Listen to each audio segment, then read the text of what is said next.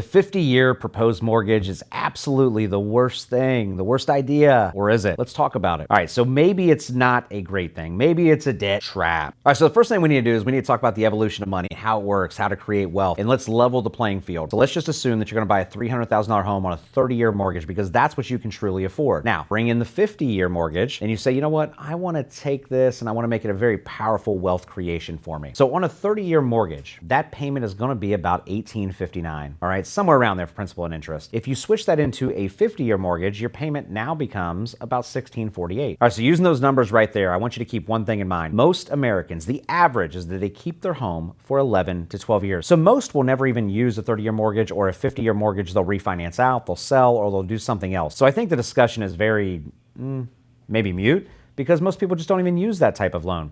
But at the end of the day, if you take that, the difference that you will pay in 12 years between a 30-year mortgage and a 50-year mortgage is about $15,000 in interest. Listen to me. The difference in payments is a savings of about $211. If we go at this strategically and we take the $211 that we would save and we put that into an investment account at, moderate return, we're young, so we can be a little bit more aggressive with it. Over the course of 12 years, that $211 monthly will make us about $30,000 to $40,000 in earnings if we invest that money. So in the 12-year scenario, you still come out pretty good ahead. All right, now let's get really crazy with our numbers, and I want to wow you, okay? Let's say that you follow through on the 30-year mortgage, or you follow through on the 50-year mortgage.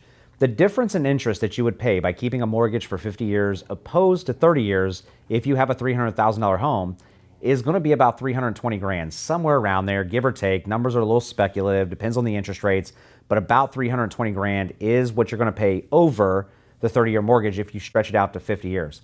But if you invested that same $211 every single month for 50 years, now your earnings would be worth about 3.5, all the way up to 8 million, depending on what the stock market does. So you come out so far ahead, right? The people that are just dogging the 50-year mortgage, those are the people that don't understand the evolution of money and how to use it.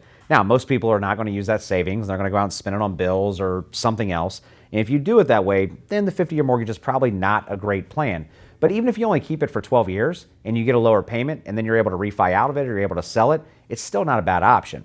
The only time it would become a horrible option is if you really kept it for 50 years and you did nothing with your savings, okay? But imagine this. You take the savings and you invest it. You're very intentional with what you do with the money and how you use these mortgages.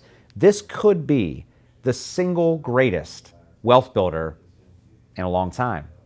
So it's not about the plan. It's not about the years. It's not about the interest. It's about how you use the money that you're going to be able to save on a 50-year mortgage opposed to a 30-year mortgage. You have to understand money, and that's the trick.